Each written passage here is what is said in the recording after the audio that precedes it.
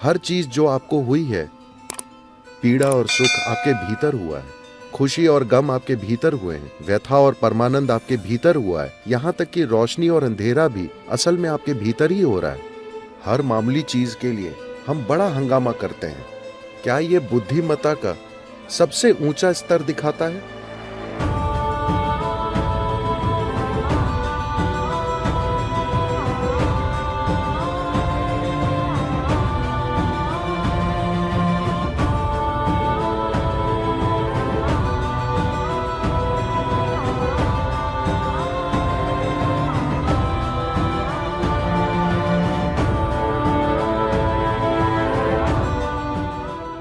विकास की प्रक्रिया में क्या यह सच है कि इंसान के रूप में हम सबसे ऊपर हैं?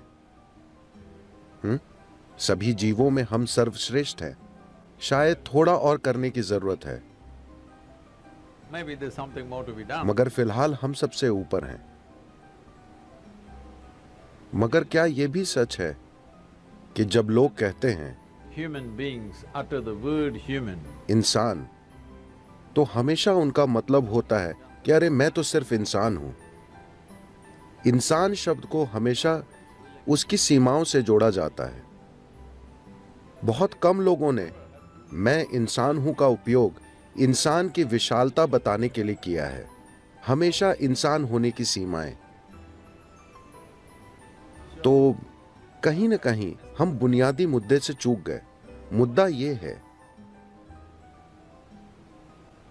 क्या यह सच है कि इस धरती पर हर जीव, एक कीड़ा, एक चिड़िया, एक जानवर, जिनका दिमाग हमसे लाख गुना छोटा है, वे अपनी जीवन प्रक्रिया बड़े अच्छे से चलाते हैं? हेलो, क्या ऐसा है? जब मैं जीवन प्रक्रिया कहता हूं, हम पैदा हुए वे भी वैसे पैदा होते हैं, हम बड़े हुए वे भी बड़े होते हैं, हमने जीवन चलाया वे भी जीवन चलाते हैं, हमने बच्चे पैदा किए वे भी बच्चे पैदा करते हैं। हम ये सब बड़े झमेले के साथ करते हैं। वे इसे यूं ही कर लेते हैं, हाँ या ना? हर मामूली चीज के लिए हम बड़ा हंगामा करते हैं। वे आराम से कर रहे हैं। विभिन्न जीने मरने की तमामों प्रक्रियाएं वे बिना किसी झमेले के कर रहे हैं। हम हर चीज बड़े झमेले के साथ करते हैं। क्या यह बुद्धिमत्ता का सबसे ऊंचा स्तर दिखाता है? हम खुद को सबसे बुद्धिमान मानते हैं और इसमें शक नहीं कि हमारी न्यूरोलॉजिकल प्रक्रिया धरती पर सबसे ज्यादा विकसित है। हाँ, हमारे पास सबसे विकसित न्यूरोलॉजिकल सिस्टम है।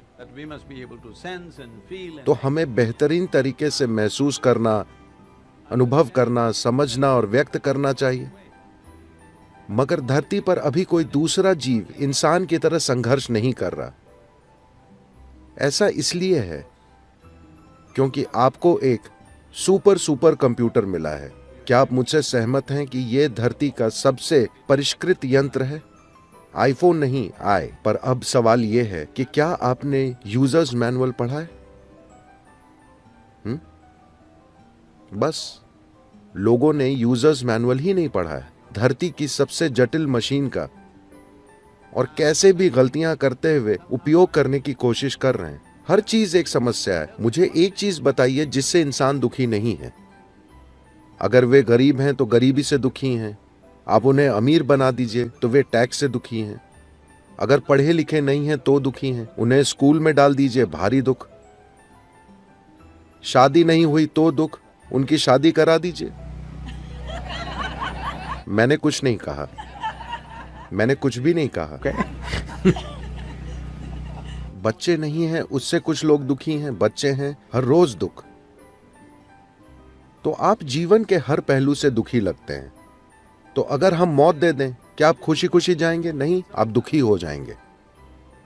तो मुझे एक चीज बताइए जिससे हम दुखी नहीं हैं। अब लोग फिलॉसफी बनाते हैं, जीवन दुख है। नहीं, जीवन दुख नहीं है, नहीं आनंद है। ये तो बस मौजूद है। ये शानदार प्रक्रिया है। अगर आप इसकी सवारी करते हैं तो ये शानदार है। अगर आप इससे कुचले जाते हैं तो ये भयंकर लगता है। तो क्या आप जीवन की लहर पर सवार हैं या इससे कुचले जा रहे हैं? यही सवाल है। तो इसके होने के लिए इंसान को क्या दुख है? माफ कीजिएगा, आपका नाम क्या है? स्काई। ओ, आप तो बहुत बड़े हैं। You're a big guy. Sky. आप बहुत बड़े आदमी हैं स्काई। आखिरी बार कब किसी ने आपको खंजर चुभोया था? मैं आपसे पूछ रहा हूं कि लोगों के जीवन में कितना दुख असल में बाहर से आ रहा है? जरा सा। बाकी वे खुद पैदा कर रहे हैं। अगर वे बैठते हैं तो दुख, खड़े होते हैं तो दुख, अगर कुछ होता है तो दुख, कुछ नहीं होता है तो दुख। So what they're suffering, उनका दुख उनकी अपनी ही मनोवैज्ञानिक प्रक्रिया से है। आपके अपने ही विचार और भावनाएं, यानी आपके सोचने और महसूस करने का तरीका इतना बड़ा दुख बन गया है। आप कैसे सोचते और महसूस करते हैं, क्या ये आपको तय नहीं करना चाहिए? हेलो, आपके भीतर क्या होता है, क्या उसे आपकी मर्जी से नहीं होना चाहिए? क्या आप मुझे देख सकते हैं स्काई? बताइए मैं कहां हूं? हाथ से इशारा कीजिए, मैं कहां हूं? अरे आपने गलत बताया। आपको पता है मैं मिस्टिक हूं। अब ये रोशनी मुझ पर पड़ रही है, उल्टा मुड़कर आपके लेंस से गुजरती है, रेटिना में उल्टी छवि बनाती है। आप ये सब जानते हैं, है ना? अभी आप मुझे कहां देख रहे हैं? अपने भीतर। अभी आप मुझे कहां सुन रहे हैं? अपने भीतर। आपने सारी दुनिया कहां देखी है? अपने भीतर। हर चीज जो आपको हुई है, पीड़ा और सुख आपके भीतर हुआ है, खुशी और गम आपके भीतर हुए हैं, व्यथा और परमानंद आपके भीतर हुआ है, यहां तक कि रोशनी और अंधेरा भी असल में आपके भीतर ही हो रहा है। दुनिया में जो होता है वो भले ही आपकी मर्जी से ना हो, पर कम से कम आपके भीतर जो होता है उसे तो आपके हिसाब से होना चाहिए, है ना? तो आपके अंदर जो होता है वो अगर आपकी मर्जी से नहीं हो रहा, तो बुनियादी रूप से हमने जीवन की प्रकृति को नहीं समझा है। उसे बिना समझे, अपने अस्तित्व की बुनियादी चीजों को समझे बिना हम जीने की कोशिश कर रहे हैं। क्या यह सच है? मैं आपसे फिर पूछ रहा हूं, क्या यह सच है कि पीड़ा और सुख दोनों आपके भीतर पैदा होते हैं? उसे बाहर से उकसाया जा सकता है, मगर सारा इंसानी अनुभव आपके भीतर से ही आता है।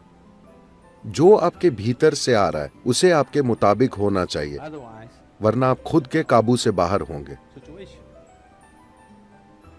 तो मेरा पूरा काम और जो चीज सिखाई जाती है उसकी बुनियादी प्रकृति को इनर इंजीनियरिंग कहते हैं। मतलब हमने दुनिया को कई तरह से इंजीनियर किया है, जिसने हमें जबरदस्त आराम और सुविधाएं दी हैं। क्या आप मेरी बात से सहमत हैं कि हम असाधारण सुविधाओं का आनंद लेने वाली सबसे आरामदेह पीढ़ी हैं, जिसकी कोई पीढ़ी कल्पना भी नहीं कर सकती थी? हाँ या ना? जो राजाओं के पास भी नहीं था 100 साल पहले, आज आम लोग उसका आनंद ले रहे हैं, है ना? तो ये सब मानवता पर बर्बाद हो रहा है, क्योंकि लोगों का जीवन का अनुभव बेहतर नहीं हुआ है। क्योंकि आपकी खुशहाली कभी बाहर से नहीं आएगी। बाहर से आप आराम जुटा सकते हैं, सुविधाएं जुटा सकते हैं, पर खुशहाली पैदा नहीं कर सकते।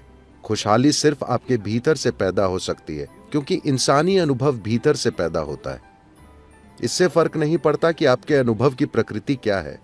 वो जो भी हो, सुखद या दुखद, दोनों आपके भीतर से पैदा होते हैं।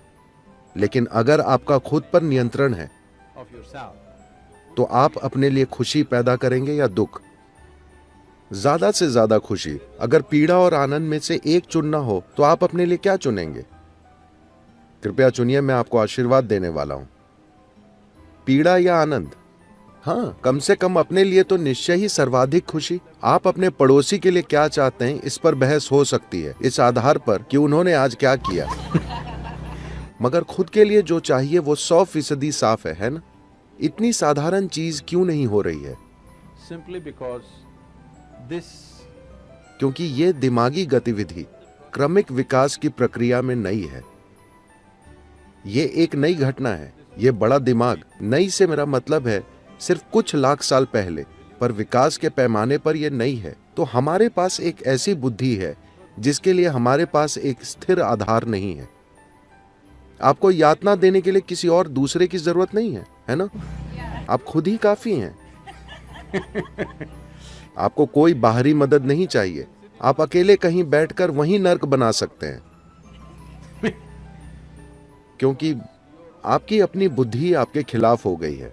आप इसे कई आकर्षक नामों से बुला सकते हैं। आप इसे पीड़ा कहें, डिप्रेशन कहें, तरह तरह के रोगों का नाम दें, मगर दरअसल आपकी बुद्धि आपके खिलाफ हो गई है। एक बार आपकी बुद्धि आपके खिलाफ हो जाए तो कोई नहीं, दुनिया की कोई ताकत आपको नहीं बचा सकती, क्योंकि हम आपको जहां भी ले जाएं आप दुखी ही रहेंगे। कुछ लोग सोचते हैं कि एक दिन वे स्वर्ग जाएंगे, वे ठीक से रहेंगे। मैं पूछ रहा हूं, क्या आपके पास कोई सबूत है कि आप पहले ही स्वर्ग में नहीं हैं और उसे बर्बाद नहीं कर रहे? आपके पास कोई सबूत है? नहीं। Do you have any proof? No. Maybe you're already in heaven and making a mess out of it. शायद आप पहले ही स्वर्ग में हैं और उसकी दुर्गति कर रहे हैं, क्योंकि अगर आपका दिमाग काबू से बाहर है तो आपको चाहे जहां ले जाया जाए आप उसे खराब कर देंगे, है ना? जरा कल्पना कीजिए, 100 साल पहले लोग इसी जगह पर कैसे रहते थे और आप कैसे रह रहे हैं। उसकी तुलना में क्या शिकायत करने के लिए कुछ है? हेलो? ओह, लेकिन हम हमेशा शिकायत करते रहते हैं। इस धरती पर कोई हमारी तरह भुनभुना नहीं रहा। तो समस्या बाहर की नहीं है, बाहरी हालात जरूर हैं। कुछ हालात हमारे मन मुताबिक होंगे, कुछ नहीं होंगे। ऐसा ही होता है। आपके परिवार में चाहे 2 ही लोग हों, तब भी क्या हर चीज आपकी मर्जी से होती है? नहीं, वो कभी नहीं हो सकती। बाहरी चीजें पूरी तरह आपके हिसाब से कभी नहीं होंगी। कुछ हद तक हम इसे संभाल सकते हैं, लेकिन कम से कम जो आपके भीतर होता है उसे तो पूरी तरह आपकी मर्जी से होना चाहिए। अगर अभी आपके भीतर जो हो रहा है वो आपकी मर्जी से हो रहा होता तो आप खुद को सुख के सर्वोच्च स्तर पर रखते या नहीं? उसके साथ बस इतना ही हुआ है।